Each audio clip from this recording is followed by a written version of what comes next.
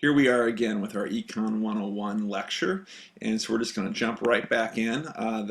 Basically what we're going to cover in this part is just what's the environmental rub on a free market economy? What are some of the big drawbacks? And so the first, I just want to outline two major ones. The first one is that with a free market economy, most businesses are using a tool called cost-benefit analysis to choose what they're going to do in the I guess business world.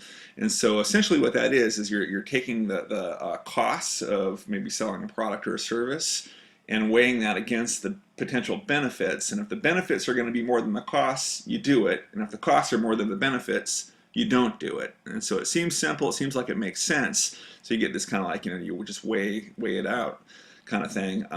But the problem is that some costs are hard to put a price tag on. Like for example, the price of human health. Or human life for that matter. It's like, how do you calculate that into the cost of doing business? Whether it's your workers having injuries on the job or even fatalities, or maybe it's from using the product, like for cars and car accidents. And so at some point, I'm imagining they could make the car safer, but it's not cost effective to do that. It's like, at what point do you stop and say, okay, this is going to be safe enough, and we understand that there's going to be some liabilities and possibly some lawsuits that go with it. And so it's a hard thing to do, but people do it, right? Same thing's true with food and medicine. It's like, okay, what are the liabilities? But for environmentally speaking, the tough part comes with how do you calculate the value of an ecosystem service? For example, climate. What's the value of having the climate the way it is right now, or clean water, or soil? We forget about soil and how great it is until it's gone, and then all of a sudden you can't grow food anymore. And so I got a list here of all these different environmental services, and the list goes on and on and on. But typically that's not included in the price of doing business. And so if there's some air pollution happening with the production of your product, that air pollution's not going into the cost that's being passed on to the consumer, right? The business doesn't feel that up front, but it's real. It's a real cost. And so really it gets into like, how do you mean, these are common resources a lot of the times, and when the business doesn't take those into account, we call them an external cost or an externality. And to me, this is just a hugely important point and really a fundamental flaw of the economy we have. Because what's happening is the consumer doesn't feel the price of these things that are real, but so the consumer thinks that the product or service is much cheaper than it actually is. And so what it leads to is that we're living a little bit out of our means. We're living a more expensive lifestyle than we're paying for. And so, for example, I've got a cup of coffee going right here. Coffee is one of the most traded commodities in the world, and there's this thing called free trade coffee, and so that's a group of people that are trying to like do the right thing and take care of the workers. But a lot of the times, where the coffee's coming from, it's like these are the workers are on the losing end of things, right? Maybe they're working long hours and not getting paid enough to to be able to live comfortably. Maybe like we're down in Guatemala and rainforest has been removed to grow coffee because that's worth more money, and then over time the soil erodes and now that area is shot.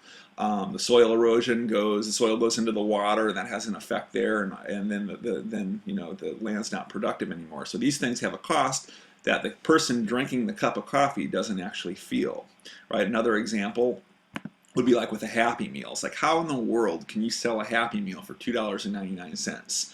And the answer is only if you don't include the true costs. And so if you think about like a cow or the beef that goes into the hamburger, so just think about that for a second. And it's like there's millions of them being slaughtered.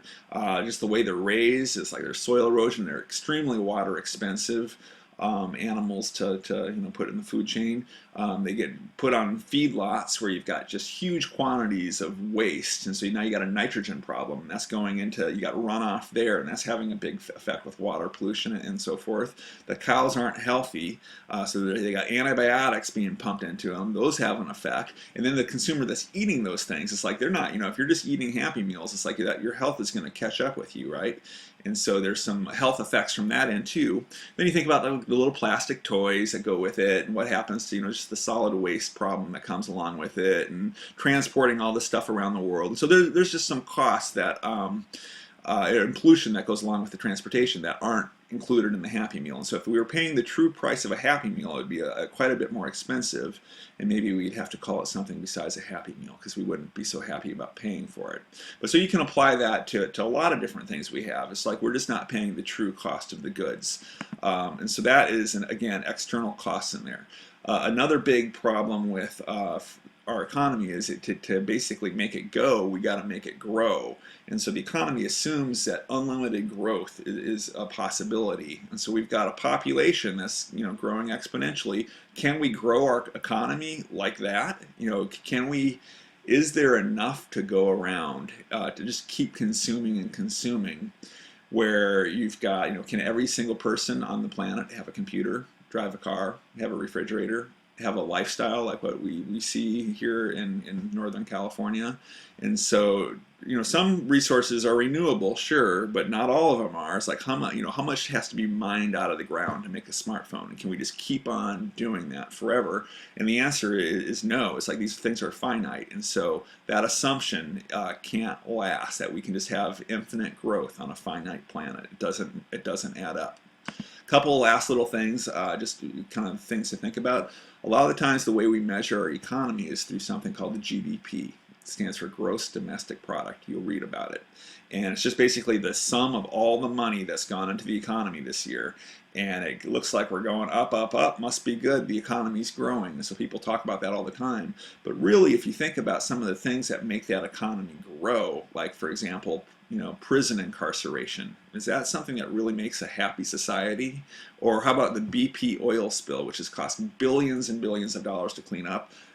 Just looking at the dollars, it looks like it's making the economy grow. But if it's growing, it's like if that money's being generated from like cleaning up an oil disaster, is that true growth? And so there's another concept called GPI, which stands for Genuine Progress Indicator, and that tries to put a value judgment on all those things and take out the negative things, which is kind of a tough thing. But if you did that, maybe it's like we're not growing quite as much as it seems like we are, right? And so that's two different ways to look at it. Just to leave you with something positive, a lot of people are talking about environmental economics and ecosystem economics, and it's really kind of getting into how do we make our system more sustainable. Because ecosystems are sustainable, they keep on functioning, and they're not depleting their resources, unlike our economy. So how do we think differently about it? And there's already a lot of businesses taking this on, but really there needs to be a fundamental shift, and that's going to be challenging to do because it's still money talks. All right, I hope that was interesting for you guys. Please go back and do a summary on the whole thing, get some questions in the margins, and all these concepts are going to be with us all year long as we continue to look at environmental issues. All right, thanks everybody. We'll see you next time.